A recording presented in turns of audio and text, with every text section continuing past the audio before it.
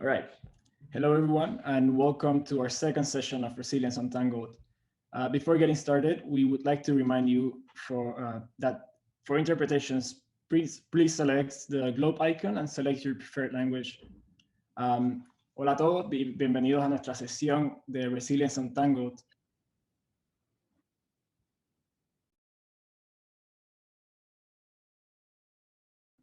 All right. Sorry. Bienvenidos a nuestra segunda sesión de Resilience Untangled. Antes de empezar, me gustaría recordarles que para interpretación, por favor, seleccionen el icono de idioma en la parte inferior de la pantalla de Zoom para seleccionar su idioma de preferencia. I'm Osvaldo Delbrey, a Master in Architecture student in GSAPP, and one of 4 chairs at Latin GSAPP. We at Latin GSAPP are very happy to join this collaboration with these other 4 groups. For those of you who just joined, we just had our introductory panel, Notes on Resilience, with a wonderful group of academics from all 4 schools trying to open up the scope and question the term resilience. This next session I find to be very exciting because we are looking at how students are approaching the term resilience, ranging from environmental, political, and cultural resilience. You'll find a great amount of diversity across the presentations. We hope that throughout this conference, it will become apparent how all these presentations relate. The idea is for students to get to know work that is being done simultaneously on the same topics, and hopefully the work can feed from each other. The students will present in a pecha-kucha format with concise 5-minute presentations with the intention of sharing an overview of their work. We encourage the audience to chime in with questions and comments through the questions tab, and we will discuss them in the end with the Q&A. So we will begin the presentations with MIT student Michelle Mueller. Michelle, you have the floor. Thank you. Let me just share my screen. Can you all see it? Yes. Great. Okay. Buenas tardes. My name is Michelle. I'm a second-year master's student at MIT's Department of Urban Studies and Planning. I'm honored to be here on Earth Day. My research is on the political ecology of landscapes. I'm interested in large-scale environmental management and how it intimately shapes people's lives and how people make sense of contemporary environmental happenings. Before studying, I worked at 100 Resilient Cities, a global planning program. A part of my work was partnering with the Center for Resilient Cities and Landscapes at Columbia University, a research initiative that Kate Orff leads, and it considers resilience design approaches to spatialized environmental challenges. The drawings I show are produced by my former colleague and friend, Linda Schilling. And much of our work at the time looked at groups of people who lived along wetlands, tributaries, and rivers in America. I will walk through 2 projects we worked on to show how 2 different groups of people thought about resilience at the edge, where land meets water. I will then talk about how, since studying, my thinking on resilience at the edge has evolved. One of the challenges around watersheds and non-built areas in Latin America is the expansion of self-built housing. This is tied to inequality, neoliberal policies, but in the day-to-day lives of people, there are real risks. Homes are flooded, and the lack of sewage and sanitation contributes to water pollution in those areas, just to name a few.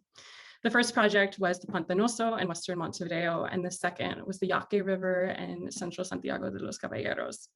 Both places use the term resilience, but from my perspective, the former was more grounded in land healing, paired with supportive housing for residents. The latter took a more neoliberal approach, centering economic growth around development of the waterfront and defensive resilient planning. The Pontinosa Basin sits in Western Montevideo. It's an industrial and less affluent part of the city. It's a landscape that has been abused by pollutants, industry, and a practice of domination through channelizing and hard edges. Its water flow is interrupted by development, dumping, and housing on the wetlands. This is one of the sites, maybe bringing us to a more localized scale from our earlier conversation. And you can see that the housing is built right up to the wetlands edge. And part of this it was done by infilling by the state. The city of Montevideo has a program to rehouse residents in the areas. They have options to either take funds and buy in the market. The municipality also builds homes across the street as an option for residents, so they don't have to move out of neighborhoods and can be on higher ground. We worked on an edge design with them to kind of create this idea of a Rambla extension, the path that runs along the seafront. The idea was to program the space so that people could access the Pontinosa wetlands while drawing a boundary between housing and the Pontinosa landscape. The hope is to create habitat without policing the landscape, creating access and education sites that help foster storytelling of the wetland. And now turn to the Yaque River. It's a powerful river that runs through the highlands of the Dominican Republic, Santiago de los Caballeros. This image reminds me of the power of the river. Some residents had built housing along the edge, many of them Haitians. In 2007, there was a strong Caribbean storm that opened up, the city opened up the floodgates of a dam upstream. They didn't give the residents living along the edge enough notice to evacuate, and many people lost their homes and lives. As a response, the municipality has actively been using defensive design. They have densely planted trees along the edge so that people do not repopulate the landscape. There's a proposed levee that would serve to block water and people from the edge. And the restoration of the landscape has been tied to tourism opportunities and economic growth. This to me represented an approach of working against the river and people under the name of resilience. We sought to expand the planning to consider providing housing, redesigning the edge approach, and a larger river restoration, looking at all the tributaries. In my research at school, I've moved away from the term of resilience. To me, it's a term that sometimes is used to plan and manage landscapes and consequently people. And managing it sometimes falls into engineering or defensive ways, like in Santiago. Other times it decides where nature is and where people are, sometimes foreclosing other ways of being. I now think about how we can co-conspire with the plants, people, and critters and landscapes to create these alternative futures we all desire. I read the words of Catherine McKittrick, Sylvia Winter, a Jamaican scholar, Natasha Myers, and Robin Will Kimmerer to show me how humans have historically worked with the natural world. Sylvia Winter teaches me about the plantation plot where Black slaves in the Caribbean acted in resistance to the discipline of slavery by planting complex gardens that both created space for species and nourished people. Natasha Myers and Robin Will Kimmerer teach me how we can attune ourselves to the natural world and use storytelling as a way to move forward, seeing plants as our allies and teachers. I've been a bit separated from the Caribbean and Latin America in my current work. I'm looking at the city of Tampa, Florida, but I think that some of these scholars can help us think about edge designs in the future as sites of regeneration, resistance, co-conspiracy, and healing. Perhaps an edge that doesn't fall into binaries of where water and people should or ought to be. And to answer Diane Davis, I think that we can start to use art, storytelling, and daily practices of working with the earth to create these imagined futures in the present. And I'll go ahead and stop sharing. Thank you, Michelle. We're gonna move now to Dení Lopez and Betzabé Valdés from MIT also.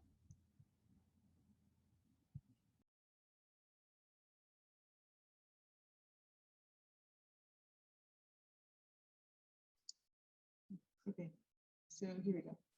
We're at Dení and Betzabé. I'm a PhD student at MIT, but we're going to show work that we did during our master's at the GSAPP, and it's here. So it all started like this. It's a river in the south of Mexico, where all the rubble from the 2017 earthquake is put on the site. Everything that you see in one side or the other is a rubble from one of the towns that we were exploring, and it's how we got interested in this area in the beginning. What happened is that in 2017, there were 3 earthquakes in Mexico. The first was the strongest of the century, an 8.2 earthquake in the south, in Oaxaca, Chiapas. Then we had one in Mexico City. So if you ever heard about the earthquake in 2017, you probably heard about the one in Mexico City. And then we had another one in the south. They all happened in the span of 10 days. What happened from this is that in Mexico City, civil society was very organized because it had previous experiences to build them, but in Oaxaca they had it. So the army took over, the federal government took over, and the response that happened was very different, much more disorganized and broken down. The site that we were studying was in this area called the Isthmus of Tehuantepec, near the junction of three tectonic plates, where many of the municipalities are subject to earthquakes in the Ring of Fire. However, plans are not made for this area, they are made for Mexico City. This is exactly the area that we are talking about inside the black circle. It's 5 towns that were the most affected in the whole country by the series of earthquakes. They lost approximately 58% of their houses in the 5 towns combined. There were other problems that the area was already dealing with. This is one of the poorest areas in Mexico. It's comparable to Botswana, for example, while... May I ask, are you switching your slides? Yeah, you're not seeing anything? We're still seeing the first river. Uh-oh. I don't know what to do about it. Sorry, the full screen.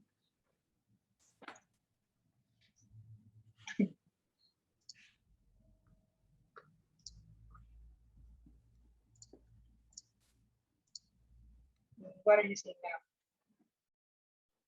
It's still uploading.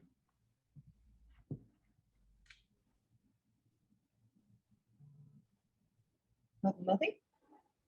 It still says that you're sharing, so it's still kind of loading.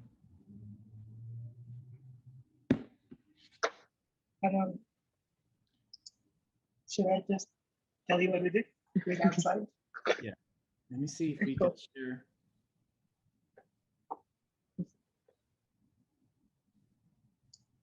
So I think, let me see if one of us can share the screen and move the slides.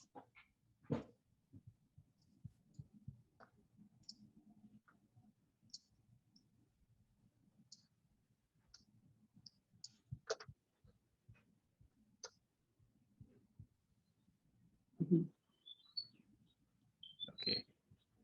I think if Paola or Maria. Okay, thank you, Paola. Thank you. Just keep clicking through. All right. Yeah, we're on slide, I don't even know. There, perfect, Sabe, Mexico. It's like 10 or 15 slides more.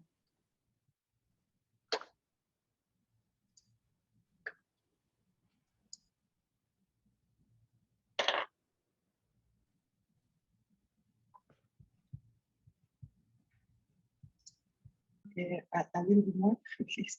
I'm really sorry about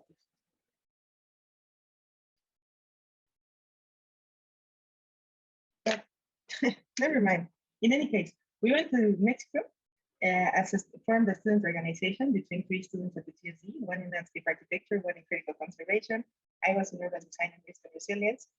And we gathered funds from the university and from the government here in Mexico to start research with the community. So we did a park project that lasted for approximately 3 months and figured out that there were many needs, but particularly there was a need for the community to be producing their own information. And we worked with them to produce information that was missing in policy and that was going to be missing in the response in the long term. So there are many things that you can check out. We have a website, I'll write it in the chat. We developed a lot of projects, thesis, publications, projects with women, projects with to rebuild with rubble. We did a traveling exhibition too. So it's just to say that this thing it snowballed into a larger project. I'm now working on it on my PhD, and I'm happy to share the website. I'm really sorry about the technological issues.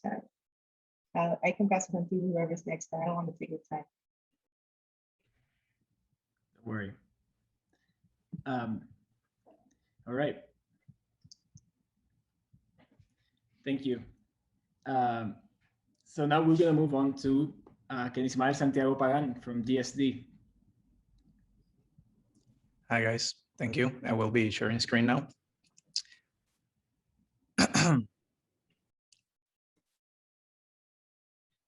Let me know if you guys can see that. Can you guys see it? Right, cool. Good afternoon. My name is Kenismael Santiago-Pagán, and I'm a first-year student at the MDes program within the Risk and Resilience concentration at the GSD, and I'm super honored to be here. So my presentation is titled Collecting Acts of Resistance in Bayamón. Resilience is a scratch off to reference Maria Caica's piece, Don't Call Me Resilient Again, where she argues that we should stop focusing on how to make citizens more resilient, as this would only mean that they can take more suffering, deprivation, or environmental degradation in the future, and focus instead on identifying the actors and processes that produce the need to build resilience in the first place. The latter being something that the government of Puerto Rico can benefit from, as it has relied too much on the resilience of the community instead of addressing the core problems that have forced us to be resilient. In this case, I'll be highlighting resistance in Bayamón, a municipality of Puerto Rico, and I will be showing very brief excerpts from my MArch thesis and some of the work I've been doing in the MDes expanding on the topic. So my MArch research was focused on modern urban residences and how they have been transformed without architects to the commercial venues we find in avenues that were not originally conceived or zoned for this type of social interaction. What I wanted to prove is that extra-legal transformations, like the ones you see on the right, made to urban residences, like the ones you see on the left, are a form of resistance in a war of social classes within the increasingly rapid urbanization process of the US territory, Puerto Rico. Now, the original model, extreme left, was mass-produced in the 60s, mainly to returning war veterans, and I was trying to survey how they got transformed into the images you see on the right. Because there is no formal documentation of these properties, I had to make as-builds to unpack their creative problem-solving skills in response to their shortcomings and without compliance to the zoning regulations and permit processes, because they simply just can't afford to hire a licensed professional. It is important to address the many vulnerabilities these residents are subjected to. Although they are owners of their properties, their transformations are in a sense extra-legal because the state is not able to recognize anything that is built without the proper legal procedures, which are in itself a form of power in place. According to a former head manager of the Permit Management Office of Puerto Rico, those zoning codes are literally adapted from the ones in the US and are purposely edited to be confusing and intimidating so that the people feel obliged to hire a professional. And so a fundamental part of my thesis was to diagram and visualize what the design parameters were requesting, the image on the left. And to my surprise, they didn't even take into consideration what is actually happening on site. So what can be done? In response to that, I proposed an amendment to the codes that directly engages with the mixed commercial residential atmosphere of the region. There's much more to it, but here's an image of the final outcome of the intervention. And so departing a bit from formal discourses, what I've been trying to expand at the MDes courses seminars is trying to map those acts of resistance to really unpack broader arguments concerning socio-political issues of post-colonial conflicts and the political economy of space. From the original model, built exactly 10 years after the first ever concrete urbanization in Puerto Rico, we are able to get an insight on many extra-legalities that the people resort to in order to transform their properties, but most of them being about diversifying their finances in order to keep up with the bureaucratic processes and economic struggles that the island has always faced, the latter being what they are trying to resist. In my opinion, in order to address resistance, we must channel into advocacy as practice. So my efforts for this was creating a radical archive that decenters the Western canon of the island. The idea is to create an archive that fills the gaps of an unfinished history with undocumented, fragmented stories of marginalized communities, along with their bodily experiences within the architecture that is not made by architects in the oldest colony of the world. These efforts are supposed to be made in collaboration with local residents to document their house through drawing. The idea of advocating for the inclusion of the people within the same recopilation of data is fundamental for a crowdsourced archive that contests questions of class around the politics of knowledge production. And that's it for me. Thank you very much. I will stop sharing now. Thank you, Kenny. We're now moving on to GSAPP student Oscar M. Caballero. Hello, I will start sharing now.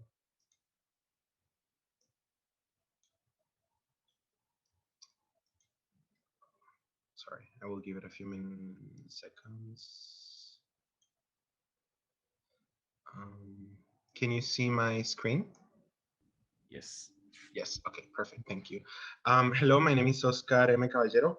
I recently graduated from the Advanced Architectural Design Master at GSAPP, and I'm currently practicing as an architectural designer and researcher in New York. This is a self-initiated research where I explore the resilience of disembodied monuments memory and the process of urban deconstruction in my home country, Nicaragua. This quote from my last studio at GSAPP with Professor Galia Solomonov resonated with me. Thinking about the cycle of impermanence and urban deconstruction in my country. This effect sharpened critically since the re-election of Daniel Ortega in 2007, almost 15 years ruling the country now. Currently, Nicaragua has been under a state of emergency since 2018, when a protest against government's reforms in the Institute of Social Security was only the start of a complete sociopolitical reckoning. Ortega's political propaganda and iconography have completely infected our media, our streets, our buildings, and even our schools where children are indoctrinated with propaganda in their history books. This dictatorial dynamic has been used to erase urban memory and rewrite it as they please. Over the last 14 years, we have witnessed the mass production of elements of propaganda in different scales of operation. A monument means nothing without a context. That's why the alienated nature of these artifacts has turned them into extensions of the regime itself. Oftentimes, as it is nothing more than parallel lapses of history in the making, a living force defining its present based on its past. In this dynamic, monuments become placeholders of time, symbols of history, human achievement, and resilience. We are a country of short memory and resources even shorter. This is how journalist Amelia Barajona refers to the mania of governments to destroy what was built by their predecessors. By 2014, 3 of the most important monuments in Managua, capital of Nicaragua, were said to be demolished by the Ortega Murillo regime. Regardless of the nonsense excuses and unlawful actions took to approve their demolition, there was a clear manipulation of the historic memory of the city and its relationship with earthquakes. La Concha Acústica, El Faro de la Paz, y La Rotonda Plaza Inter were turned to rubble in about a week. However, 7 years later, the essence of these monuments is still there, occupied by a different body, but embedded in a parallel time as a ghost memory that refuses to be forgotten. Rotonda Plaza Inter, designed by architect Glenn Small, was one of the first ones to be destroyed, and now it's occupied by one of the most protected symbols, the Hugo Chavez altar.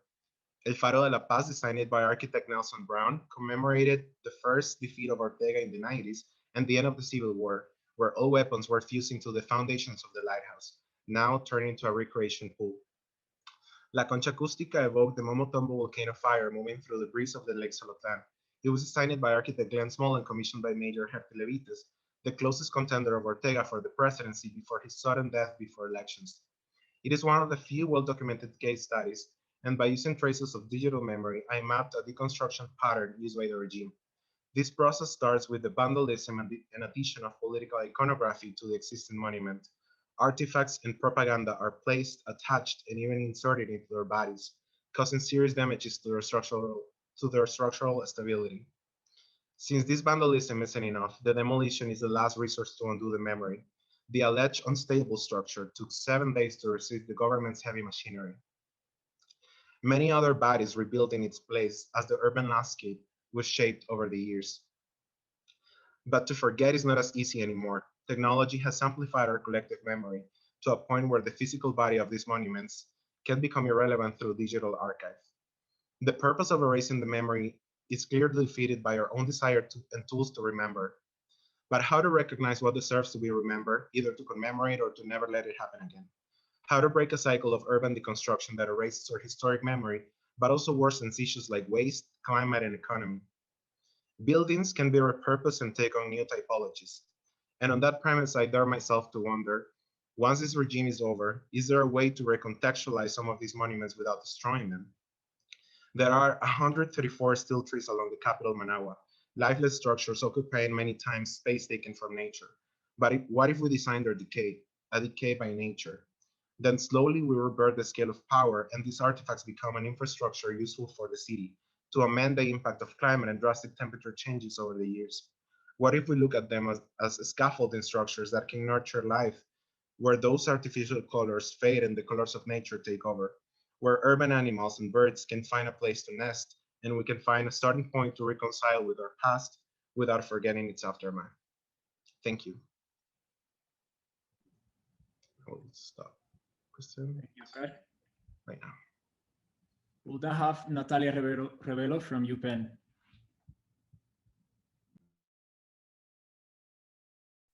Everyone see the screen?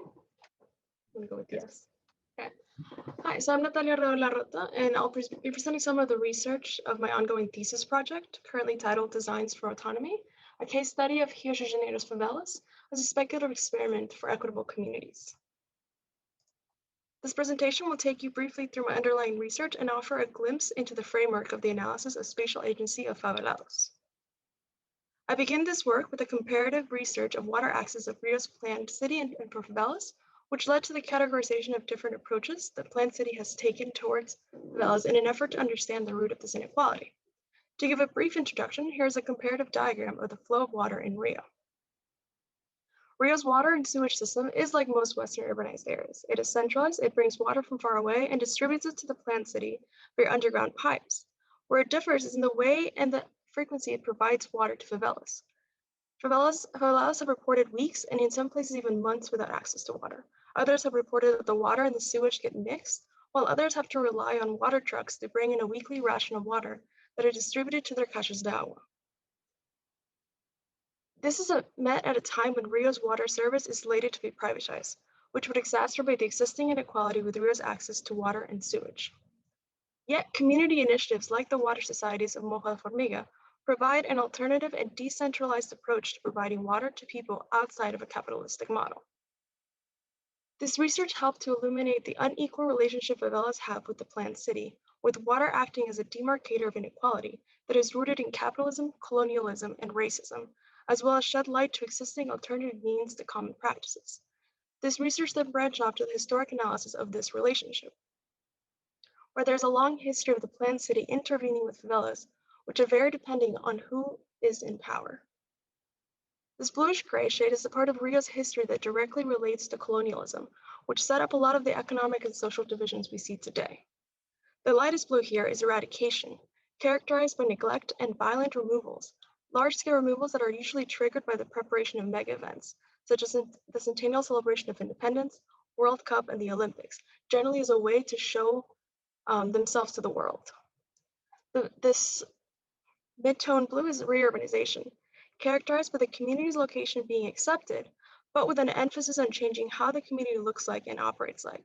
For example, the imposition of social housing.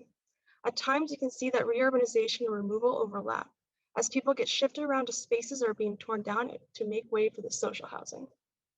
The darkest blue is urbanization. This approach is characterized by the weaving of the community into the existing Planned City by providing infrastructure and amenities, but respecting the community's identity and organization. This is best exemplified by the Favela Bairro program. And then here, the timeline ends at 2020 with the COVID-19 pandemic, when we can see a trend of resurgence of removal with Brazil's new right-wing government and new preparations for the world stage, but also highlighting favela's long-standing approach to mutual aid and self-sufficiency, which I'm characterizing as da dentro para fora, which, as you have seen, has been percolating over time and growing as of now. Next, I'm going to talk a little bit more about how I'm looking at spatial justice and spatial advocacy in favelas. And I'm analyzing them under 4 non-physical frameworks that speak to the spatial agency of favelados: occupation, network, featuring, and commoning. In order to understand how these spaces function as an act of resistance, it is important to understand what it is they resist. The first template begins to explore that relationship between occupation and public services based on geographic location, but also its allotment of funding and space. And you can see how larger spaces are generally devoted to police and surveillance, where smaller spaces are for health and care. This map then starts to diagram the relationship between residents, community, and even the planned city for the development of this particular case study of Museo de Mare, and it diagrams the social relationships that created and sustained the museum. Through the use of collage and spatial analysis, I developed an analysis for how the Museo de Mare utilizes the ideas of featuring and commenting that have made this space so important to the community of Mare. In this case study, featuring is derived from the development and celebration of a collective history of the 16 communities that make up Complexo de Mare. The creation of the space and its non-chronological trajectory guide the visitor through past and present struggles, collective history, and both hopes and fears for the communities of Mare, ending the trajectory with a space of reflection. History in this case is depicted through the collection of items donated and curated by over 100 Mare residents. Though the spatial organization of the case study suggests a linear motion, the curation of the exhibit frames the 12 times of Mare as a series of interrelated struggles, achievements, and celebrations that serve to acknowledge an excluded existence and inspire residents to imagine a future that includes them. Moving to commenting, the museum exemplifies this by the various activities of development of social, academic, and economic nature that take place here. Most programming here being free of charge and reflective of the needs of the community. The collage here demonstrates a plurality of events that take place here, ranging from celebration to protest to education and more, all with shared resources and knowledge in common, and with the ability to transform space as needed and support the development of autonomous communities. This and other examples that I've been studying through this research demonstrate the vibrant spatial agency of favelados and how their alternative approach to providing resources, support and even governing have resulted in more just and equitable process to address challenges that the planned city has failed to do. This itself is the argument that my design thesis makes as I explore how architecture as a collaborative and engaged approach can support the existence of the work in favelas. Thank you.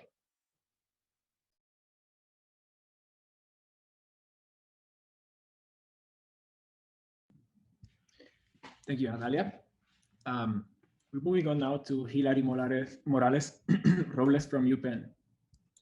Hola a todos. Thank you for attending. I'm gonna start. Let me see this.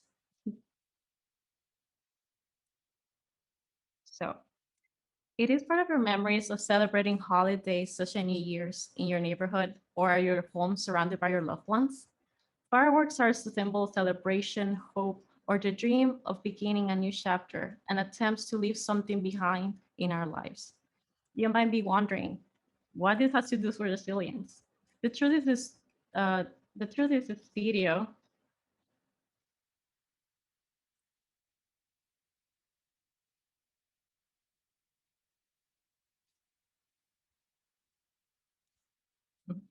this video doesn't mark a national holiday for us. I filmed this video in December 2017 when my town, Toa Baja, all the neighbors got back electricity, communication access, potable water, and food security. It was a December, 3 months after Hurricane Maria hit Puerto Rico. The fireworks became a symbol of the end of a chapter of uncertainty and fear that reflected the long-term community resistance against governmental management failure. My coastal hometown, Toa Baja, was the first municipality to be declared a state of emergency during a hurricane. My post-war concrete model home suffered minor damages compared to my close friends who lived just 6 miles away from my house. My friends experienced a significant loss when the ocean devastated the old housing constructed in the flood zone. Yes, old houses. American preservation ordinances consider historic buildings built over 50 years. The coastal area of Toa Baja is one of the largest post-war planned communities in Puerto Rico, developed by Levitt and Sons in 1963. The Levitt post-war planned community was supposed to be a model of the American dream, a dream that transformed into the Puerto Rican nightmare. My name is Hilary Morales Robles. I'm a research assistant at Climate Change and Heritage and a dual master's degree student in Historic Preservation and Architecture at the University of Pennsylvania. A brief description of my hometown can unpack several layers of complexities of existing building stock in Puerto Rico. Puerto Rico architecture are spaces of everyday life, shelters of protection against hurricanes and earthquakes, and spaces rooted in culture and local identities.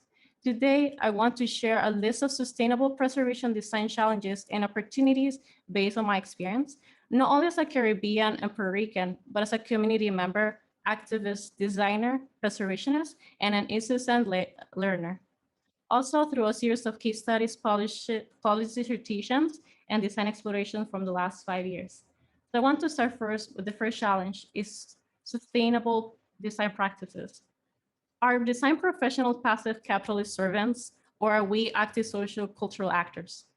For a long-term, designers work for the private sector. In my personal belief, sustainable practice needs to understand or work with different levels of governance and of desired power.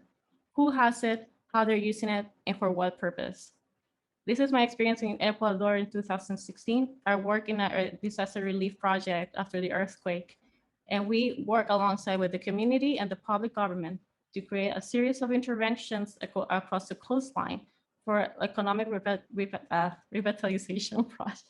I'm sorry. We worked with 300 architects, and it was an incredible experience of community integration. We need to understand community on its own, they are resistant. They are the first responders against climate change. We are with the community integration, our work together, we can develop a series of opportunities to fight against the climate and protect our heritage at the same time, which leads to the second issue I face in preservation. It's measuring the impact of diversity, equity, and inclusion to ensure outreach and engagement. Designers are experts in process, not in culture. In order to understand these goals, it must be to implement the theories of social justice, distributive, participative, and restorative. Tool for community participation through interviews and surveys, but we need to understand these challenges. Also, we need to ensure to give back something to the community and not use them as experiments for personal agendas. There's also an identification of lack of nonprofit organizations that respond to preservation protection.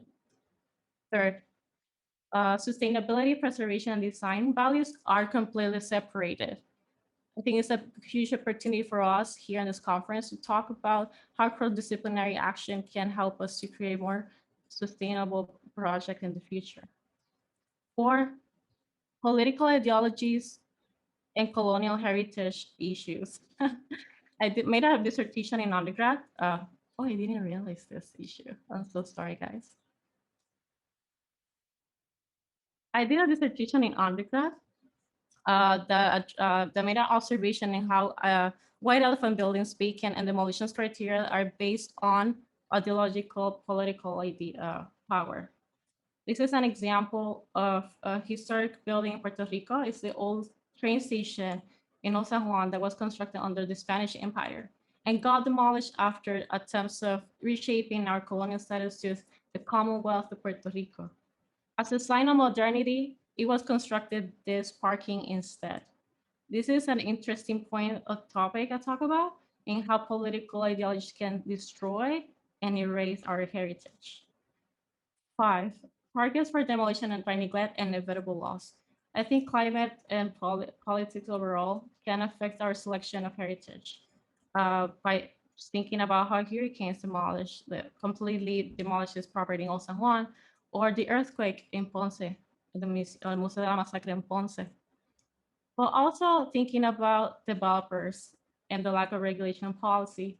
This is an example of Ciperle. This happened during the aftermath of the Hurricane Maria in 2017, and there was no regulations about protecting this heritage. It's not necessarily historic, but it contains stained glass window from Fray Marcolino Mas, an artist who made also the stained glass window from the La Capilla San Jose in el Viejo San Juan. I can translate that, I'm so sorry. But it's trying to Popeyes, and like we need to, I think this is one of the issues we face in Latin America, is that our heritage is being transformed into capitalist products and commodity. 6, affordable housing stock at risk and also preservation opportunities. It's a case study in San Antonio, Texas, where this being rapid demolishing old historic buildings. But we need to understand that green buildings are not equally about sustainability. In reality, sustainability relies in protecting our current heritage. There's this report made by Place Economics. Ripkema highlighted that historic districts were not creating gentrification or displacement. It was actually new construction. So what opportunities that we have in our historic districts to keep affordability by keeping our heritage as well? 7, impacts of explorative tourism. This is our biggest issue right now in Puerto Rico. I think everyone knows how tourist behavior are completely damaging, degrading our material heritage, our streets with basically our colonial streets completely ruined, but also the public safety when tourist behavior are affecting us by COVID-19 or the other measures. So there's a whole debate right now in how to create policy that controls tourist behavior in heritage in historic districts in Latin America. 6, this is one of my biggest explorations as a designer, is balancing historic material integrity in adaptive use projects. This is a project I made a year ago. It's in Red Hook in Brooklyn. It's a site that is also facing the water edge. It's a community that is being that received the damages from Hurricane Sandy. And I found myself dealing with how much I should intervene versus what I should keep to maintain integrity, which it was a beautiful project, I suppose, but I think this is not the question I want to bring on the table, is to how much we can do as an architects or designers to leave our stamp, because that's how our academia is being enforced to us, but also to keep the historic integrity of our buildings. Also thinking about how we could implement housing for mixed income levels, but also spaces for the community integration. I think there's so many complexities around adaptive reuse, and we have this opportunity to implement environmental and sustainability measures to it as well. 9, design beyond the facade. I think both in preservation and architecture possess the same issue of we're focused so much about the facade and the closure. I've been doing research about how to implement measures to quantitative tools to create more sustainable adaptive reuse. LCA and other related software can allow us to think about more the spaces and create more comfortable spaces. So trying to find the balance between qualitative and quantitative information to create more comfortable spaces for the future. And last but not least is missed opportunities of vernacular sustainable practice. As I mentioned, community are resistant. They know how to deal with climate. In Puerto Rico, we have this subculture called the Jíbaros, which means an indigenous Taino people of the forest. And they had created a whole engineering techniques around hurricane shelters that we can explore and use this knowledge to adapt our existing building stock against the climate. This is my current thesis project, so it's like still new to the table. So what are the challenges and opportunities? I think what I just mentioned is not even half of the problems. Also, the issues about ownership and preservation, thinking about World Heritage Site nominations and how they impact in tourism in, for example, Machu Picchu in Peru, as an example, or concepts of desertification in our islands. There's so many issues, but thank you so much. I'm gonna stop right now. Thank you, Hilary. And thank you for also trying to answer some of the questions from the topic. Oh, I can stop sharing for some reason. I'm panicking. Don't worry. Can you stop me, please? It doesn't let you unshare? I don't know what I did. Oh, my apologies. Oh, there you go. Thank you. Thank you. Now we're gonna move on to Alice Fang and Luis Miguel Pizano from GSAPP.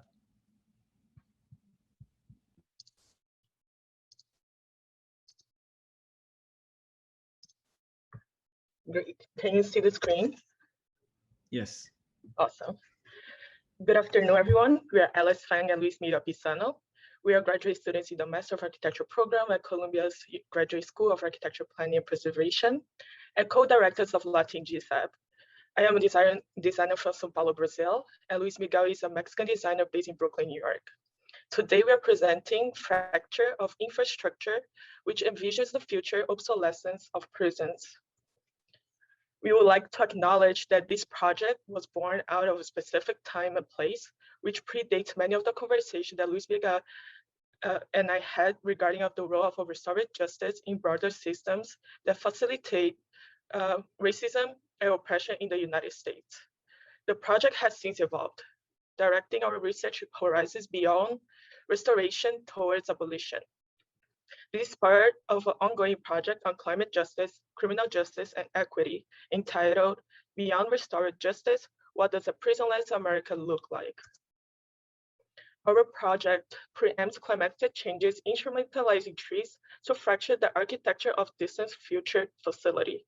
The programmatic focus of the facility shifts from core-mandated reformation in the 25 years near future to voluntary rehabilitation in the 50-year distant future. Our project sources climate-resilient native tree species to enhance sensorial engagement, protect against heat gain, wind and noise, and regulate climate conditions. The drip line of these trees delineates the architecture, and their maturity defines the project phases. This strategy follows our own new method for the study of holding facilities, coined thermal density, based on attribute variables on radiant temperature, air temperature, and humidity. In the floor plans, the darker the area, the less climatic adaptive it is. We concluded that the current prison infrastructure will fail to adapt to climatic changes in the future. We recognize that the restorative justice model allows environmentally just facilities to prosper. Extensive research suggests that the shift from retribution to restoration will result in better prison microclimate, lowering the incidence of violence, heat-related illnesses, and recidivism. We believe that focusing on voluntary rehabilitation makes moral, operational, and economic sense. The restorative justice model proposes a framework for conference-based rehabilitation. All parties involved can work through the offense in a collective circle that also invites the community. Cited on the substation along a decommissioned electric corridor, we propose a 10 by 10 grid for new foundations that avoids existing substations foundations. Gravel on site is processed into rammed earth to patch the holes for future tree planting. The thermal density on this system is designed to improve as it construction progresses.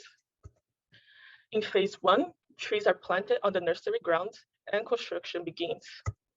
In phase 2, trees begins to be moved and the first facility is completed through concrete and wood modular construction. In phase 3, trees are harvested and rammed earth is removed and packed along the drip line boundary. In phase 4, the tree planting cycle begins and the second facility emerges through the addition of CO2 sourced from the nursery. This creates an underground network that feeds the equitable spaces above ground and affirms the role of the tree as an organizing agent and climate controller. Our networked approach spans from the micro to the macro scale. The development of this dual future facility network unfolds on the electrical substations, as Alice already pointed out. We focused on the substation closest to urban Newburgh, this is in New York, which offers direct engagement with local communities. Starting in phase 2, the tree nursery takes over the grounds of the corridor, and the court-mandated reformation facility is built onto the substation. In phases 3 and 4, the tree nursery extends into the neighboring site as the voluntary rehabilitation facility emerges from the fracture of the court-mandated reformation units. The voluntary rehabilitation facility consists of an aggregation of restorative justice blocks, a courtyard-based system that fosters community, accountability, and trust. The 3 essential parts of the block are the Restorative Justice Center, residential unit, and connective wellness core, producing a continuous loop. The architecture of phase 2 is constructed to fracture alongside building functions that will become obsolete. For example, the central security room, which prioritizes the visibility of users to the security officers, transforms into a tree-shaded community courtyard, while the broken fragments that anchor individual kitchenettes are repurposed into a shared community kitchen. Each of these parts originates from a pinched residential module that includes a bedroom, full bathroom, and access to private courtyard. Phase 4 also introduces a wellness core, which connects vertically and offers therapy and recreation space. Gradients of privacy are produced by the orientation of vertical wood slats, which negotiate between public and private spaces. The tree, nursery, and substation network are the raw materials for a cross-laminated timber business. Its cyclical harvesting produces better climate regulation and sustainable construction materials, as well as learning and work opportunities for the users of the restorative justice block. The harvesting and development rights of the corridor land are managed by a proposed public-private partnership between what would be the rehabilitation network, the CLT business, and a future high-voltage community land trust, which would ensure democratic stewardship of as-of-right land use. In contrast to the conventional extractive model of prison labor, work opportunities offered by the partnership to facility users and the community at large are designed to be inclusive and career-oriented, with hourly salaries above minimum wage and prospects for professional certification. In addition to being the source material for the rehabilitation and business networks, the trees define the threshold between individual and community spaces. There are a range of security strategies along the site perimeter, from tightly monitored to highly porous. We've tailored the form to its security needs through the manipulation of trees and landscape. As the facility transitions, the security softens from slat-paced fences to berm formations that assist in stormwater retention. This water system is built into the assembly of the residential block through the addition of prefab awnings and integrated gutters that collect and drain water to feed the underground cistern and irrigate the nursery. We would like to conclude our presentation by questioning how we engage with problematic and obsolescent infrastructures in order to foster the development of resilient communities and climatically resilient frameworks. We believe that architects can no longer stand behind neutrality in order to remove themselves from these conversations. Instead, we must acknowledge that which we know and that which we don't know in order to bridge a path into these discussions. Thanks so much for having us, everyone, and have a great day. Thank you. Thank you, Luis Annalise. We will now move to our final presenter of this session, Andreina Seijas from GSD. Thank you. Hi, everyone. Just one second. I'm going to share my screen.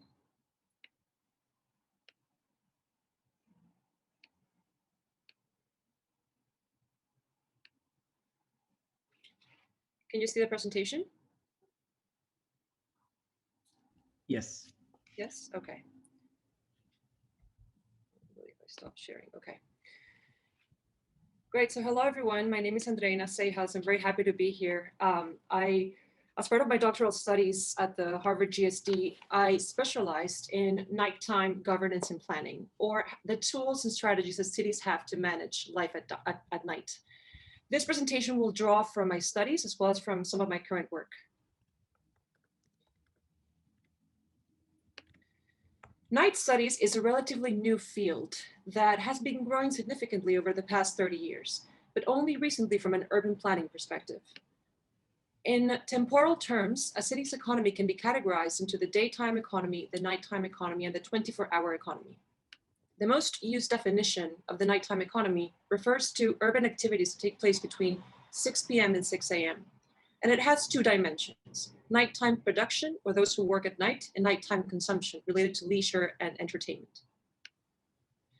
As a result of the COVID-19 pandemic, the nighttime economy has been among one of the most affected sectors. While social distancing is a spatial concept, it also has had very important temporal implications. Curfews and lockdowns have been imposed around the world, leading not only to massive closures and job losses, but also to great confusion and the stigmatization of the night as the space where most infections occur.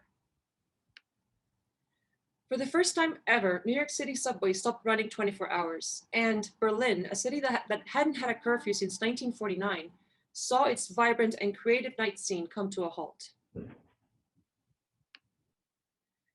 The contemporary notion of urban governance refers to the process through which public and private resources are coordinated by a wide range of actors in the pursuit of collective interests. Similarly, nighttime governance refers to the broad and growing cast of actors that have become involved in managing the city at night. While the police continues to play a central role in this task, there has been a gradual incorporation of other state as well as non-state actors. This refers to official trading bodies, best practice schemes, square guardians, and negotiated agreements, which point towards a trend towards collaborative governance at night. And in recent years, a new actor has emerged, the night mayor. In 2018, along with my colleague Merrick Milan, we embarked on a comprehensive study on the relevance and the significance of the role of the night mayor from an urban governance perspective. And you might be wondering, what is a night mayor? Essentially, night mayors, nighttime offices, offices of nightlife, nighttime ambassadors have been proliferating over the past 15 years around the world. And this is a map that we put together for the study, where we identify that there's variations in this role, but essentially what all these offices have in common is that night mayors are mediators between three actors. You have the city government on one hand, residents, and the nighttime economy. Today, there are more than 50 cities that have appointed these offices, and in Latin America, the first one to do this was Cali in Colombia, followed by Valparaíso in Chile. Also, relevant groups and grassroots initiatives have emerged in cities like Asunción, Paraguay, and San Luis Potosí in Mexico. And more recently, cities like Bogotá in Colombia are considering the possibility of starting an office of nightlife.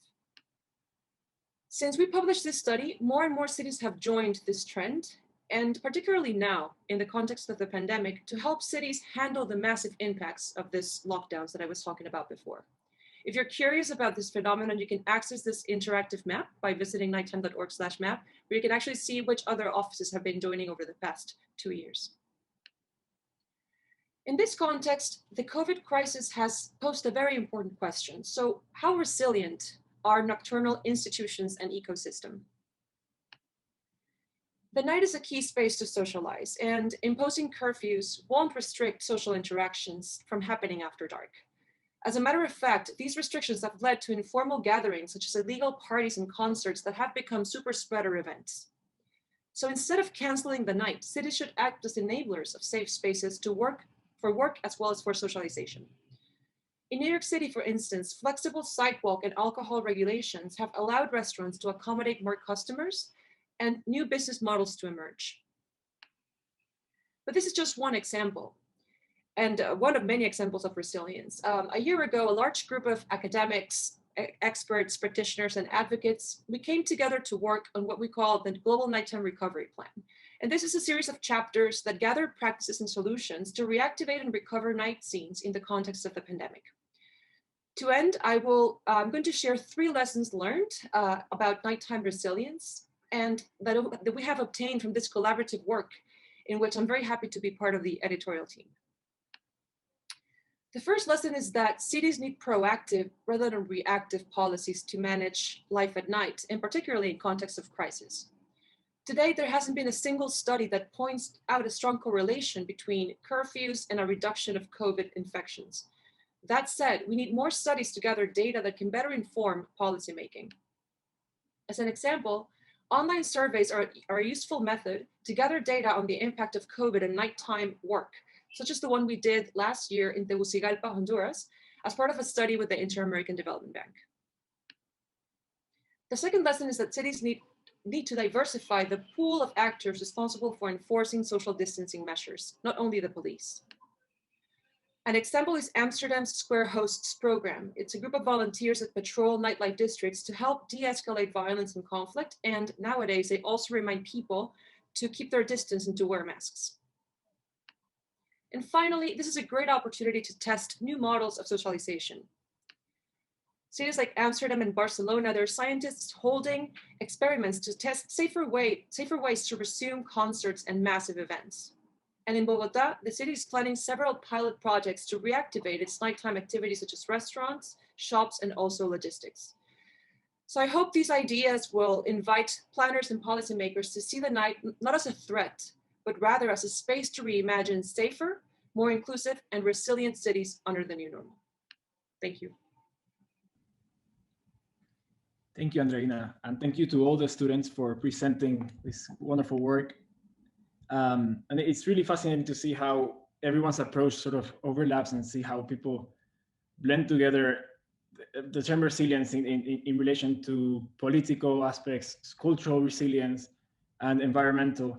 For the sake of time, we're gonna ask that students and presenters answer some of the questions of the Q&A themselves through the Q&A section, and we're gonna wrap up this session to move on to our next session, where we will see 2 case studies in community-based projects in South America and discuss strategic actions for tangible transformative change and embracing resilience in diversity. And also we will share some of the, all of the links and contacts for the students and for everyone who wants to reach out to the students and talk about their work. Thank you. Thank you. Thank you so much for this. It's been very good.